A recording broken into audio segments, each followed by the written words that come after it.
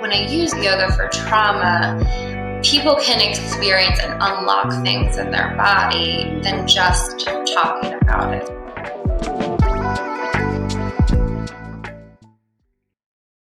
Welcome back to Heal Your Roots podcast. I'm Kira Yakubov, founder and lead therapist of Heal Your Roots Wellness.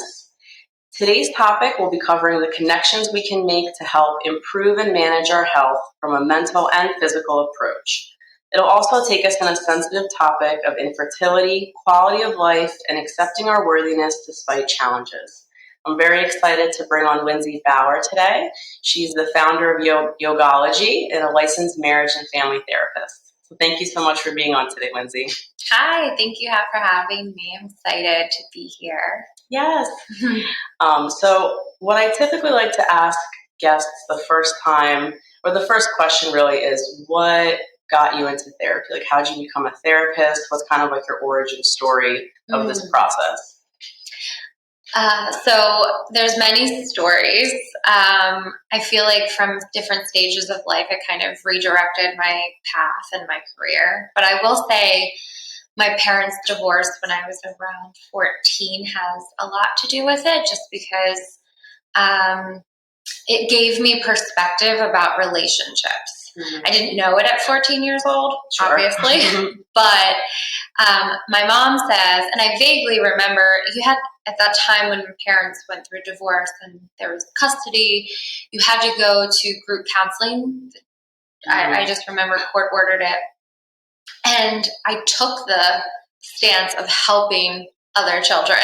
I remember sitting at like a big table and kind of saying like, if our parents are happy, maybe this is healthier in the long run. And the counselor had reported that to my mom, and she still brings it up. She's like, you were always a little therapist. But then I will say, when I was in undergrad, I was a psych major, and none of the classes were interesting me at all, like abnormal psych. Mm-hmm. I think industrial organizational psych was fascinating, but I just wasn't finding something that I felt a career. And then I took a family theories class, and it had to have been a combination of like the professor was amazing. Mm-hmm. But I did every single reading, every single homework assignment. Nothing felt dreadful or like I needed to procrastinate. It just felt natural. Yeah. So when I graduated, I was like, I'm going to look for marriage family therapy programs. So I would say in combination of that, that's kind of what led to me becoming a psychotherapist and not like a psychiatrist or one of the other avenues in the field. I love that. So it was already like a natural part of your being. How very mature. Like, listen, everybody, we should consider our parents and their happiness, or just like the health of it, right? Yeah. That not every negative thing is the worst case scenario. Like, who thinks of that at 14? A mature Lindsay. A therapist in the making. There you go. That's awesome. Yeah. So what was it like for you when you went through grad school for the marriage and family classes? Because I also did that track and found that to be one of my favorites. Like, I really enjoyed abnormal psych because it was cool learning about, we learned about like different famous people throughout history and like their disorders, which was intriguing, but not something I necessarily wanted to do. So I'm curious of what it was like when you did have the marriage classes, because I know you're also a couples therapist. Yeah, I thoroughly enjoyed graduate school. I think it was one of my biggest growing experiences, professionally, personally. I don't know about your program, but we were asked to do a lot of the digging and the deep diving work that we expected to take clients on. Yep. And it was life-changing. So yes, personally, I think that it was just an experience that I would never, ever, ever be who I was today or be the therapist I am today without that program. Yeah. And we had two tracks, and I took the track families in conflict. Oh. So that track was specific about blended families of divorce, etc. So kind of bringing in that marriage component when I work with couples, I think that piece really helps. And that was something I really took from the program was like some couples come to me, they've already decided on divorce, right? So I talk to them about there's civil ways to go through divorce, and also how are you going to portray that to your children? Sure. So, I would say that was pretty monumental for me in the program. That's really cool. We didn't have a separation in the track for marriage and family therapy, and we didn't talk a lot about like the divorce process. It was more about the marriage and keeping, couples together, and like family therapy when there would be like, if there's a child, the identified patient and stuff like that. Yeah. So that's really interesting that they really heavily went into like divorce and blended families and how to go through that process. Yeah. That's what I found fascinating too, was like, hey, we're not going to keep everybody together. Yeah. and that took the pressure off. I remember one of my professors saying, hey, your goal here is not to make everything feel pretty afterwards or perfect afterwards. In fact, some people are going to come in already with their minds made up that divorce is the only answer. And sometimes that is the only answer. Yeah. So I was glad that they gave us the tools then to equip a family with, or a couple with, when they have chosen to separate. And it's funny you said the deep dive work in grad school, because we talked about this in the last episode, but I laughed because it was like our own therapy, right? Like you have to be extremely vulnerable and raw and like write papers about your own life, your like family of origin, talk about it in front of your classmates. So it's like straight up group therapy. It is. In grad school. We had, did you take a sex therapy track?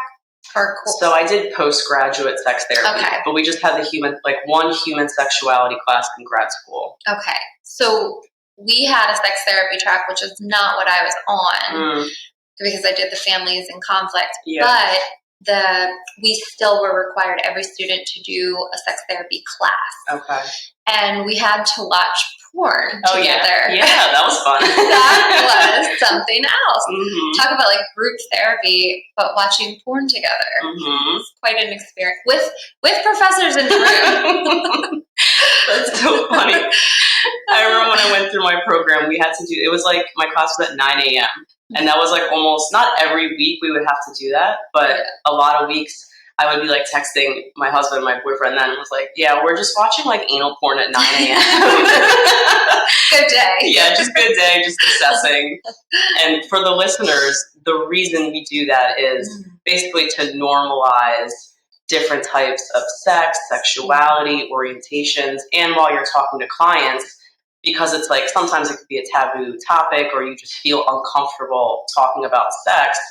If your clients are talking about sex, it's going to be really tough to help navigate that if you freeze up or you feel uncomfortable hearing like words like pussy, right? Like you would have to like say them over and over again.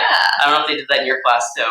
Yeah, the desensitizing basically. So I've had couples or even individuals come in and they want to talk about their own personal masturbation. I mean, talk about like vulnerability. Yeah. And if I start to get, they're going to clam up right away. They're probably going to be out the door, or they're never going to approach that topic again. So it is important that you get comfortable with how you initially feel about sex. Is there trauma related to it for you? Is it something that was taboo growing up, and we don't talk about that, and we have specific names for our lady parts, and so that class was really helpful for that because just gives you languages and comfortability to take clients to places that are really therapeutic.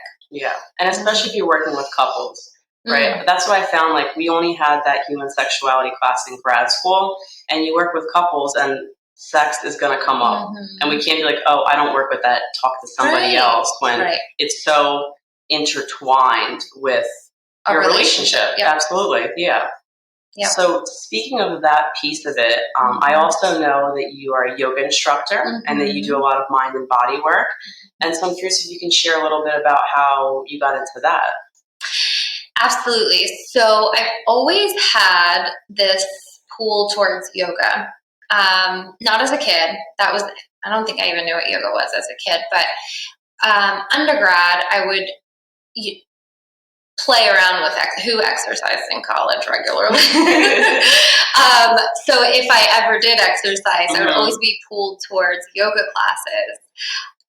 And that was 2000, and I'm revealing my age here. That's like 2007, 8, and I don't think yoga was as trendy as it is now. So I was just gravitating towards yoga.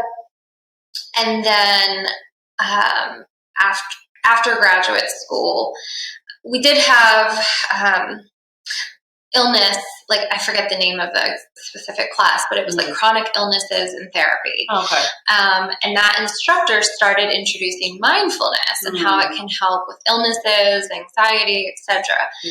And I remember feeling naturally pulled towards that. I remember we'd have to go through scripts and take people through mindfulness exercises, and people just be like, whoa, Lindsay, like, that worked. And so that was another experience where it just felt, I was passionate about it, but I also felt good at it. And when you're good at something, you like it better. Yeah. Yeah. And then traveling. So I got my yoga teacher training in Bali, Indonesia. That sounds like a dream. It was. And it was a month-long immersive program. So when you do something like that and you're immersed in it, it becomes you. And I think when I came back, I was changed. I was like, and that's exactly when I started a private practice and said it's going to focus on mind, body. Oh, I love that. Yeah. That's so cool. How was your experience there for a month? I mean, I'm jealous. I've always wanted to go to Bali. Oh, it's beautiful. It was very, we were on a schedule. It was a training program. So do I wish that I would have extended and maybe traveled around a bit more to experience Bali as a whole? Sure. But we had like days off and we had lunches and stuff, and we'd go into Ubud, the town, which is very yoga friendly. Like they had yoga studios all throughout. There's something very spiritual about Bali, very warming, very, like, as you walk through there, it just feels like love and beauty, the smells, everything was so floral and green, and I loved it. The food, not so much. I didn't, when I travel, food's very important, and I typically fall in love, but I didn't. Not with the food there. That's okay. Yeah. I feel like I was about to close my eyes and like have you paint the picture of being there. The rice fields and the cafes where you're overlooking just like land. Oh, that sounds so nice. It is. It's a beautiful place. And I know with yoga, I mean, any kind of like mind-body connection, considering being like mindful, I know that with trauma work, it's in our body. A lot of it's in our body. And like, while talk therapy has its place and I think can be super beneficial in recognizing triggers, understanding how to cope, and like just having language for what's going on, have you found that yoga has really helped with working through trauma, just like in the experiential part of it? Yeah, absolutely. So I think like this, like you're saying, how trauma, it gets stored in our bodies. And you ask someone to talk through it, and either they're immediately rushed with triggers and they shut down, maybe a panic attack. But if you ask somebody to feel it in their body, it just has a different experience than talking about it. Yeah. And yoga, so there's, the difference of mindfulness or meditation exercises, which are very beneficial. And then there's yoga, which is a little bit more like movement meditation. So what I notice is when I use yoga, which I would like to use more of, but when I use yoga for trauma, people can experience and unlock things in their body than just talking about it. So for example, I have a client who carries a lot of trauma in their shoulders. Yeah. Right?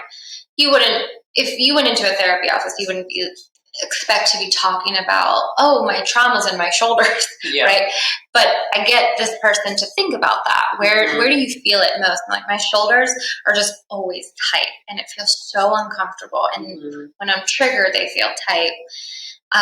So I focus yoga poses that help release some tension in shoulder areas. So these could be specific stretches or poses.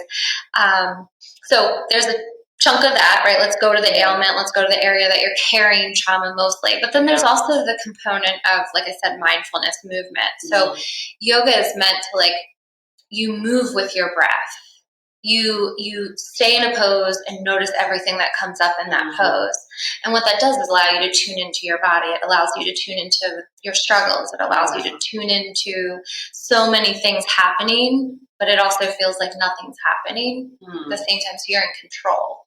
Interesting. And what happens with trauma? We're out of control. So you're teaching someone, hey, you can have control again. Even in the toughest parts of your body. Yeah. That's so beautiful. It sounds like you want to do some yoga. I do too. As you were talking about that, like, that's where I store all of my like emotional distress and just regular stress is my shoulders and my neck. And I recognize that. So like as I was traveling, it felt light. You know, whenever I'm like carefree, I'm like, oh, I don't even feel any pain anywhere. And then I came back and I started doing sessions again. And it's a lot of emotional energy. And I just felt my shoulders lock up again. And I was like, oh crap, like I need to stretch. I need to do more yoga. And then it's cyclical, right? So I personally hold it in my shoulder as well, and then I get like really bad tension headaches. Or when I sleep, I wake up with a kinked neck. And so then there's actual pain, not just discomfort or achy. But then when you're in pain or you're achy, but you're in a bad mood. And then a bad mood kind of prevents you from doing the things that make you feel better. And then it can be very cyclical. So this is why I love doing Mind Body, because it gives a little extra healing that if it goes missed, it could just keep you in that pattern.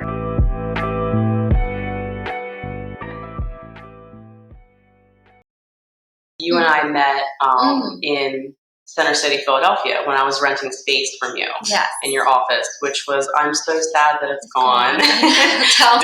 Due to the pandemic and everything, but it was such a beautiful space. And you had a dedicated space for doing yoga with your clients. And so I'm curious, do you bring in any of that talk therapy in those yoga sessions, or is it kind of like separate, like the boundary between when we're in talk therapy, we're talking, when we're doing yoga, that's what we're focusing on? Yeah, so it's yes and no. There have been some clients that have been open to being able to talk through it during it happening, during the yoga poses. So for example, a client of mine was getting into inversions. And inversions for a lot of people are a fear. Going upside down. Headstands, handstands, shoulder stands, so anything upside down. But I had a lot of props, which can help people get into it safely and then also feel completely supported when they're in it. But I'm telling you, the fear of even kicking a leg up, even though I'm holding them. So there are points where I had someone almost have a little panic attack. And then we talked through it in that moment. I said, you're feeling fear. And how impossible does this feel right now? And get through, just talk through it, process through it. So I've never really had an experience where we start talking about their parents' conflicts and how it felt abusive in their relationship during a yoga pose. But things like fear or trauma or what are you holding on to in this moment? Does that make sense? So it's not the same as like talk therapy. It's like really diving into a past story as much.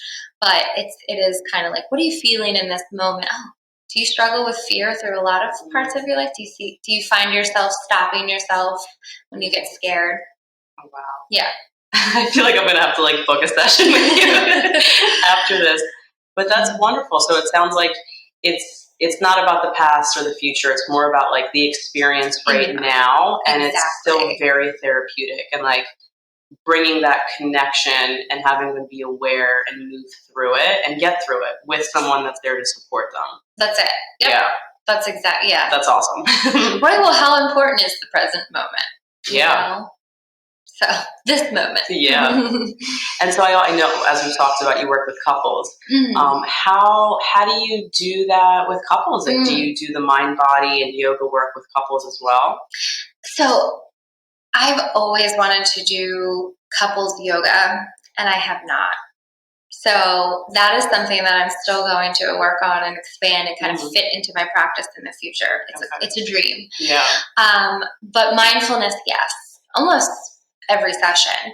So, and you probably do this without even knowing, but a lot of times with emotion focused therapy or Gottman method, there's a lot of, so with the Gottman method, you know, when there's the shutting down and then we instruct the partner who's shutting down or feeling overwhelmed or flooded to do a self-soothing exercise. That's mindfulness, right? Or sometimes I see my couple getting into a high conflict and I can feel the tension rising, and I'll just pause in the moment and we'll do a breathing exercise. Or sometimes just my language of, can we just pause and what's happening right now for you, A, and what's happening for you, B, and get them in tune with their emotions. Take a moment and talk from this calmer place than the escalated place. So that's mindfulness. Are they sitting there meditating together? No. But could they? Yes. Could I? I've recorded a couples meditation for couples to use, and so far it's helped one couple. Oh, that's cool. Yeah. So they like hold hands and they lay or sit together and they just listen to the guided meditation. Oh, that's so sweet. It is really sweet. They said it was lovely and they felt super connected. Yeah. And there's a part of it where you feel the heartbeat of your partner through your palm. And so that kind of connection of the heart, and combining the heart reduces tension, it reduces anger, and kind of promotes a little more love and acceptance with each other. That is so sweet. I'm gonna like look at my husband back here and say that we should totally do that. Yeah, I'll send it. Yeah, I love that. No problem. That's awesome. And so, I love that you take that approach, because I know a lot of talk therapy is, processing through the motions, like figuring out the cycle that couples get stuck in, but you're really like in the moment, what's happening right now. And then not even just working through conflict, but like how can we build more of that connection and vulnerability and love, which I feel like sometimes I think couples therapy gets a bad rap, where like some of the stigma is we're only talking about the conflicts or the things that aren't going well. And we do also focus on like, well, how do you become more connected? How are you intentional about spending quality time and being present for each other? Yeah, right. Like couples therapy is work. Yeah. It is a lot of work, but it's also connection and there's rewards to it, right? Like couples, sometimes I think I model or tell clients when they sign up, I'm like, listen, there will be days that this feels like work. Like you will fight in a session for sure. However, there will also be days where you feel like you've learned more about your partner and you feel more connected or maybe even more in love with them than you could have imagined. So it is couples therapy is rewarding. It's like a little retreat. Yeah. Oh yeah, there's definitely sweet parts of it. Yes. For anyone who's listening, thinking about couples therapy, it's hard, but definitely very rewarding and worth it. Correct. Yes. Yeah. Yes. So I know that part of kind of what we discussed prior to this is another focus that you have kind of spent some time diving into is some infertility and working with clients who might be struggling with that or just trying to get pregnant and kind of what that looks like and feels like for people. So can you share a little bit about kind of your journey with that?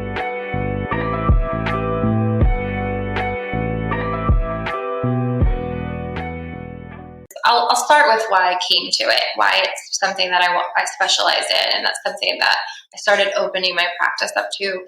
I went through it, and it's a long battle, and it feels like a daily struggle, a monthly struggle. So being personally exposed to it, almost like being personally exposed to my parents' divorce, it gives you a strength. It gives you a leg up. It gives you something that you want to spread understanding to other people. And as a therapist, I have that to do that. Yeah. And I'm just passionate about this field. So, I'm opening that up for couples. I've seen a couple at this time. So it's still fairly new, but it's a really trying process. And I also think that, I don't know if this is your experience, I don't want to speak for everybody, but I don't think the difficulties of getting pregnant are something that people really talked about.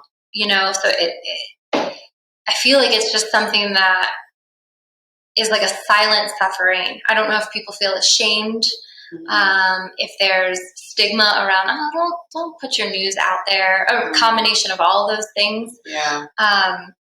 So I want it to be something where people have a safe place to get the right kind of support, to talk about it in a way that feels therapeutic and healing, and it can feel so hopeless. So I wanted to provide a place where people feel hope. Yeah. And not just hope that they're going to get pregnant and have a baby, because nobody can guarantee that in some of these situations, but hope that they're going to be okay, whatever the outcome is. I appreciate you sharing that personal piece about you, because I think it does really help our clients and just listeners to know that, their therapist or who they're seeing is a real human being, and we go through struggles and we can be upset or sad and have things happen in our life that are traumatic. And yes, it is difficult for us as well. And it does give us that almost like, I don't want to say superpower, but it's an advantage to help other people feel like we can relate and really see them. Exactly. And in the infertility world, it can feel like you are so isolated. It can feel as if nobody gets you. There's something about it that's just, and a lot of people actually do go through it. Yeah. But there's the support of people who haven't gone through it is just not the same kind of support. Yeah. Like if a friend has 3 children of their own, and they're like, listen, you'll be okay. You guys just need to relax and de-stress. It'll happen. That doesn't feel supportive. It feels like false hope. So that's what I think is really important about the work that I'm doing, is I'm giving people reality. Yeah. But at the same time, helping them to feel hopeful through their own coping mechanisms. Yeah. So for listeners out there, for people who want to be supportive to whether it's their family member or friend or someone that they love in their life who might be struggling with infertility issues, because I know sometimes the intention, like even how you mentioned that example, is the intention is good. The intention is to be supportive and caring, and it doesn't always come across that way. Right. So I'm curious, is there any tips or anything that you would want people to know so they can support people through this process in an actual helpful way? Yes, definitely. So the first thing is listen. Ask the person what they need. Don't assume. Right. And that's almost with any type of support that you plan to offer. Grief, right? That's another example. Yeah. You wouldn't go up to somebody and say, here's what you need to do. Right? Even if you are an expert at grief therapy, you still ask somebody, what do you need in this moment? So listen to what they might need, listen to their story, listen to what they're going through, let them know they're not a burden. Like I said, with infertility, it's an ongoing struggle. It's literally daily, definitely monthly, because every month you're getting news whether or not you conceived.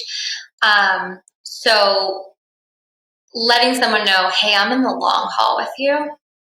You're not a burden. Yeah. If you're having a really bad day, and we just talked yesterday, call again today. Right? So listening, letting them know you're in it for the long haul, letting them know that their problems are not a burden. But again, you don't have to be this person's therapist, right? You're not the holder of their entire struggle. So you get to have a boundary too, and it's okay to communicate that. Hey, today I can't talk. I'm taking care of myself. I'm working on my own self-care, etc. But I'm available tomorrow or the next day or when you're available. Yeah. Because you know this, if you're really going to help someone in the most effective way, your cup has to be full. Yeah. Right? So I would say those are some of the biggest tips. Do not offer unsolicited advice. Mm-hmm. Unless you are a fertility doctor. Sure, that's the point of what you're going for the appointment. Correct. Yeah. Unsolicited advice can feel very, when they say when somebody's crying, don't hand them a tissue box because you're basically saying like, "Ooh, that's making me uncomfortable," kind of like clean up. And again, that's not your intention. Your intention is, hey, I'm here with you. I can see you're visibly upset. But sometimes it can come off as, oof, you're making me uncomfortable. I can't sit with your sadness right now. I don't think anyone really enjoys getting unsolicited advice because we're not asking for it. But there's also like an assumption, right? As if like you don't know or I know better. Yes. Or very dismissive. Like, I mean, I really get the point you're trying to make across. Like, this feels uncomfortable for me, so like, go handle that over there because I don't like the way this is making me feel. Which I can imagine is going to make someone feel even more shameful or isolated and feel like they can't talk about this. Like, I don't want to make other people feel uncomfortable. They don't know how to help me. I'm just going to keep this to myself. Yes, exactly. Yeah. So some of the unsolicited advice that's typical for infertility or people trying to conceive is a lot of like people who say things like go upside down after sex, like things on like how to get pregnant easily. Like this is what worked for my partner and I, and it's like that's an example of unsolicited advice. Yeah. Unless this person's coming up to you and saying, hey, what has worked? What did you do? It feels dismissive. Like you said, it feels like you know better than they know. And that's just not the case when it comes to infertility. It's such a research phenomenon that, it's not going to require an upside down for 15 minutes. Let that sperm swim up there. I know. That's what my mom said to me. Really? Sorry, Mom, I'm blasting you. But seriously, like she was like, what? Did you put your legs up? Did you go upside down? And I was like, yeah, for 2 years. How come it hasn't worked? Yeah. I can also imagine having that, like even if the person has tried all those things, to almost feel like, what's wrong with me? Yes. Or what am I not doing right? Exactly. Even those messages might be coming across when people aren't necessarily trying to say that, but it goes back to, the intention versus the impact. Yep. Your intention might be great, and that's lovely. And if the impact doesn't land, really, it's doing more harm than good. Mm-hmm. Yeah, exactly. Mm-hmm. Yeah. Is there, lost my train of thought. So I know that we've kind of focused on the individual who is going through the physical process of infertility, but I'm curious of what, in your experience, whether it's clients or if you feel comfortable sharing personally, what that's like with a partner, right? Because that's something that the couple is going through and not just one person, unless it is just one person doing it on their own. Right, which does happen, but for the sake of couples therapy, well, one of the big things that I work with couples is finances. So if you're lucky and insurance covers infertility or fertility treatments, then you're still going to have a financial burden. Trust me. You get with infertility, you're hit with medications over here, and insurance companies saying, oh, we don't cover that, but we do cover this, but only after you try 3 IUIs. I mean, there's just always loopholes around our medical care, right? And that's the same with fertility treatments. So I do like to prepare couples for their financial expectations and moving forward. Are they ready? Have they put money aside? Are they willing to take out a loan? What is in their budget? And how far do they want to go with this financially and emotionally? Like, Sure. There might be a point where they say, we're done. This has been too taxing on our savings. This has been too taxing on our marriage. This has been too taxing on our emotions. Yeah. So talk about your finances. Be ready to open that up. Mm-hmm. And then I also think having timelines with each other is really important, and checking in. Should we take a month break? Should we take a year break? Yeah. And taking a break is not failing at all. It's filling your cup back up. That's like a big thing. Mm-hmm. Boundaries. So boundaries with who you're bringing into this story and into this journey with you, who you're telling. Yeah.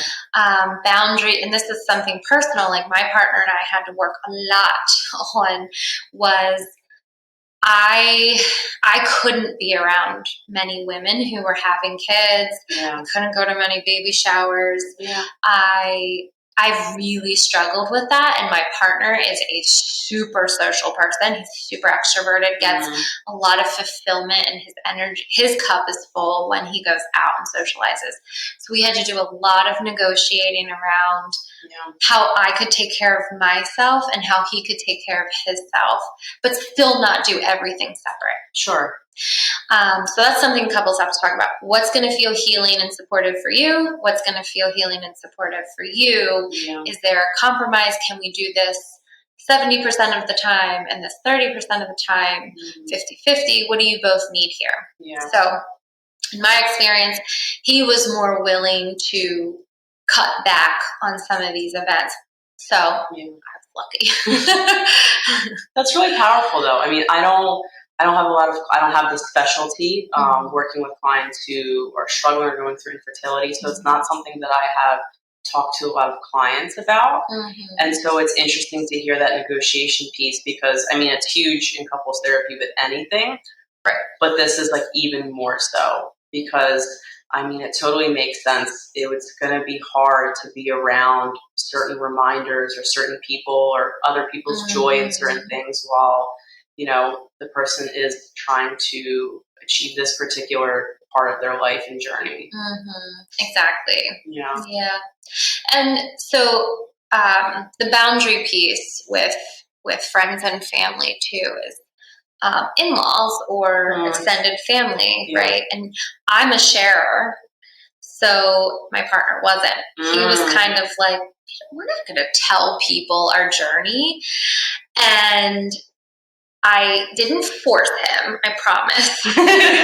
But I influenced him, and I said, can we just go over why you feel resistant towards sharing? And when we kind of dug into that a bit more, it was just more that that's kind of how he was raised. That was just something that he was told, like, you don't really talk about your family issues. And when I expressed to him why it was important to talk about family issues, that meant more to him. And so we slowly started exploring. So I don't know if you remember, we did a YouTube video and we shared our story. We did a fundraiser and it was like a beef and beer. So we had tons of family, tons of friends show up. And at the end of it, he was on a high. And he said, it's because all these people showed up with support. And we weren't sharing the information. It just felt like we were alone in this. I was like, we're not alone. There's so many people that want to be there for us. They just don't know how. So that's something to talk with your partner with, is how can we feel supported? What would that look like? Sharing or not sharing? Because, you know, some people do better without sharing. That just gave me goosebumps sharing that story, because that is so sweet. And having, I mean, I think in almost every episode we talk about having a community and how important that is, and being able to share whatever you're going through within your community, whether that's family, friends, coworkers, whoever that is a part of your life, and have them show up and be there for you in such a big, large setting at once is just like so much energy of love. So I think that's so powerful and sweet that you both did that. Yeah, it was special. Yeah. It was really special. And they get to be a part of your story with that. Yeah, oh yeah, and you know how many more people have checked in to see how we're doing, and it's tremendous because they're now included in on it. So, does it open the door for unsolicited advice? Yes. So pros and cons, right? Exactly. That's why you choose what's best for you. Yeah. And so it's interesting. I'm thinking because I always think from a cultural perspective, just because of my background, and how much. I mean, even my family or like people in like the Eastern European community, the first thing they ask or the second thing they ask if you're a woman is, when are you getting married? And if you're already married, when are you having kids? Why are you not having kids? When are you going to have a second kid? Everything is revolved around, when are you going to have this baby? And I imagine, first of all, it's like such an intrusive question and so inappropriate, but is like normalized. It's okay to just ask someone about their personal life in that way. Yeah. And so I'm curious if you've had clients struggle with that when they don't want to share and people are insistent on asking these types of questions. Oh, of course. I mean, I can't speak to your culture, but even American culture is still like the woman, the role of a woman is to be a mother, and that's not true, and we get to pick that, you know. So it's absolutely come up with clients. I actually have a couple right now where they're trying to figure out their careers, they're trying to figure out where they're living, they have so much ambition, and they're just like trying to figure out their own stuff, but they do see themselves having a family, but they're facing some pressures of mostly her family, but they're asking questions and like putting little comments in there, kind of like, well, when do we get grandchildren, right? And or hey, they're going to need cousins soon. They're going to want to play.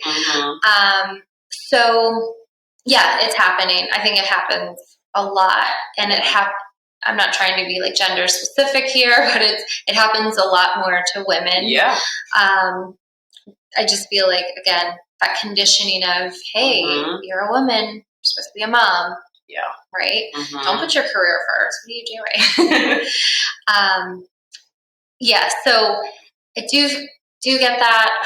My tips, I guess I could say, for someone getting that is, it depends on your relationship and how valuable the relationship is to you. That's a good indicator or a differentiator. Right? Yeah. So if someone's like, oh, this is like a second cousin, and I say, that's okay. If you need to cut off from this person, or if you need to draw a boundary that is pretty hard, where you don't even get caught up in these types of conversations, you're allowed to do that. Now, if this is somebody that you value and you're never going to cut off from in your life, it's okay to be open and vulnerable about how much pain that might bring you, or how much annoyance it might bring you, or whatever you're feeling when they say that. Some people don't know. Yeah. Hey, when you say that, you're making me feel pressured. You're making me feel less than. You're making me feel like my life that I've chosen isn't good enough. Some people might not. They're like, oh, I just thought it'd be cute to have a grandchild. You know, so again, the intent, impact. So bringing to their attention, how they're making you feel and how they're coming off. Yeah, that's huge. I mean, I've had to have those conversations with my family because it was literally, especially I'm in my 30s, and it's like, oh my God, the clock is ticking. And it's like, you know, a common joke. And it is geared a lot towards women, or individuals who identify as women, right, who can have babies, is our clocks are ticking. And like, oh, especially in my culture, it's like, oh, men can have a baby anytime, right? They can be 60, 70, who cares? But the woman can't. So you need to get on that. And it's just, I've had that annoyance since I was young with my family and having to set those boundaries. Yeah, it's tough though, especially when, I mean, I'm sure for American families, but immigrant families where boundaries are frowned upon and seen as almost like disrespect, or like almost like a level of betrayal. Like you want distance from me, or I need to stop doing this because you feel this particular way. So, I mean, I think that all the tips you've provided, insight, has been super helpful. Yeah. Well, can I ask? Sure. Did you ever get like backlash when you created a boundary about them asking? Yeah. I mean, I've had to reiterate that boundary 100 times. And then I just thought, I was like, I'm just not going to talk about this. So like when you ask me, I'm just going to stop the conversation because we've had this conversation. So it's just not going to go anywhere. So if you still want to have a conversation with me, don't ask me this anymore. And don't be surprised or upset when I just abruptly stop the convo. And that has helped. Yeah. I think when you put in, sometimes you have to put in more stern boundaries. And people eventually become conditioned to this is your response, and they get used to that being your response. And if they want a different response, they'll do something different. Yeah. Right.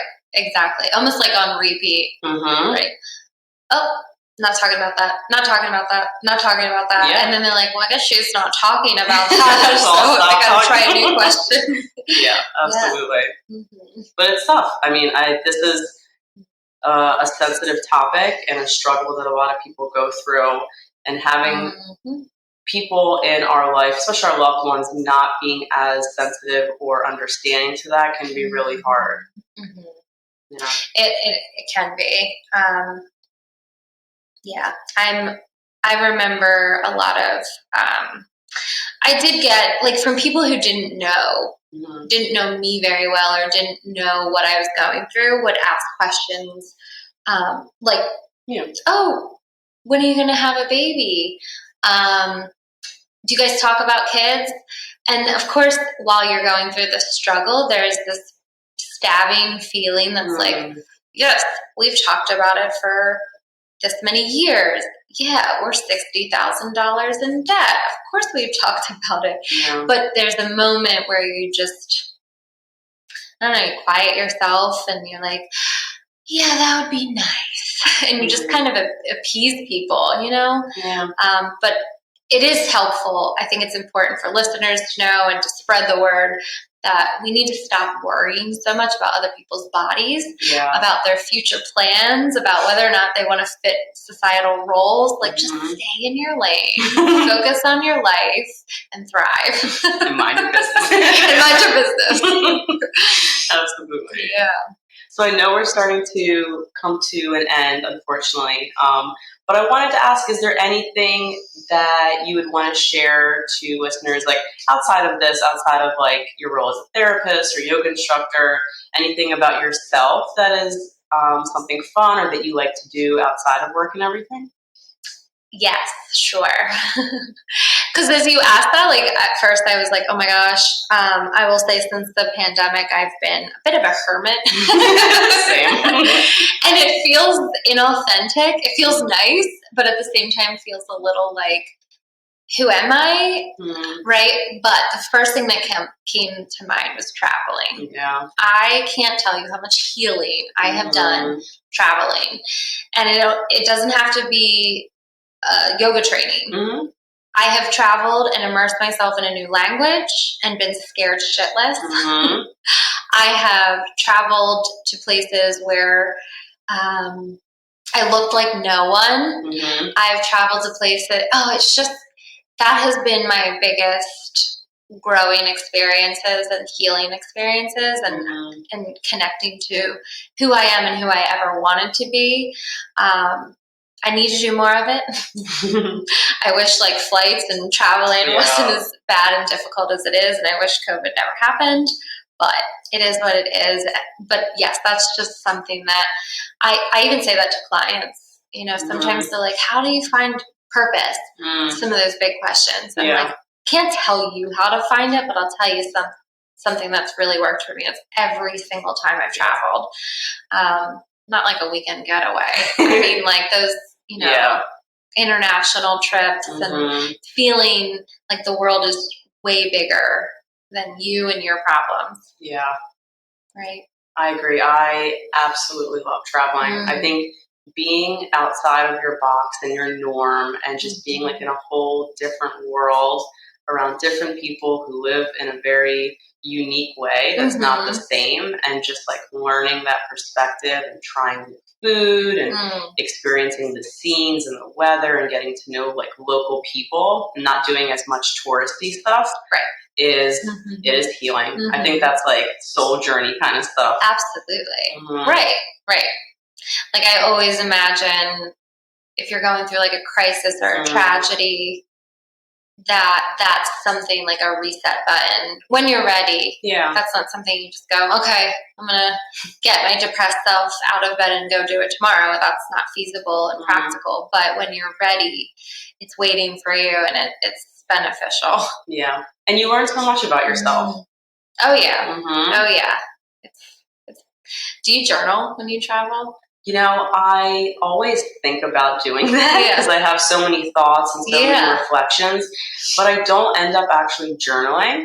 But I do have these moments, whether it's like while we're on the plane back or just like sitting and looking at a scene of just like being really present and embracing that feeling and like really taking a mental picture, because I love to go back to that in my head later when I come home. Yes, when you come back to the crap and you're like, I need an escape. Go to my happy place. Exactly. Do you journal while you're away? I do, and I'm not a big journal person. It's been fascinating. I think journaling is very beneficial, and it's just not something I've incorporated. Every time I like pick up a pencil, I'm like blank, right? But when I travel, every day I'm writing down like what happened and who I met, and I have like books of like little journal books, full of my travel experiences. Oh, that's sweet. Maybe I'll try that next time. Take a couple minutes out of each day. Lindsay, thank you so much for being on today, for being vulnerable, sharing your insight and expertise, and just being here with us. So I really appreciate it. Thanks for having me and having this podcast and giving people an opportunity to share. And we're all learning from each other. Absolutely. Is there somewhere where our listeners can find you, reach out to you? Absolutely. So I have a website. It is www.lindsaybauermft.com. And also my Instagram handle is @yogology. That's probably the best way to find out what's going on. I have a newsletter. You can subscribe for free and figure out any happenings or workshops. That's the best way. Perfect. Well, if anyone's listening and wants to reach out to Lindsay, we'll also have it in the info down below after the podcast.